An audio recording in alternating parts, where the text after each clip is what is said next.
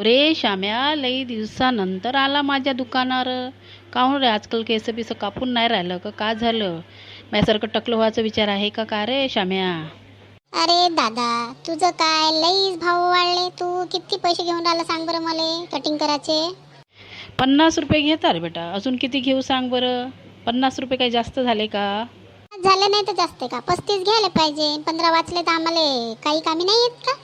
Chocolate मॉकलेट खायले तू एकदमच वाढवले भाव. जसे काय सिलेंडरचे भाव वाढले तसे ते तुझे कटिंगचे भाव वाढले रे भाऊ. अजबच आहे भाऊ. मी नाही का पाणी घेतो बिस्लरीचं. ब्लेड राहते माझं एकदम इम्पॉर्टंट, समजलं ना, मॅक्सचं. मग माझं सगळं ना का ते व्यवस्थित काम राहते, तर पैसे तर वाढणार ना. 50 रुपये का? मी आता तर विचार करता 200 रुपये घेऊ. कारण बिस्लरीची वाटर महाग, ब्लेड महाग, मग महागच आहे ना रे बा वस्तू. तर मग का करू सांग बरं? हो, तुझं तर समजूनच नाही राहिलं. तुझे तर भावाचे तेवरही वाढले. त्यासारखं बरं झालं तू टकला आहे म्हणून. आम्हाला तसं झालं असतं तर टेन्शनच नाही राहिलं असतं. 1 रुपयाचं केसच नसते तर कायची कटिंग ना मटिंग. बढिया आहे तुझं टकलू बाबा. कायचं बढिया आहे यार. माझे टकल्यामुळे मला पोरगी देऊन नाही राहिले लोक. का टकलं आहे म्हणतो.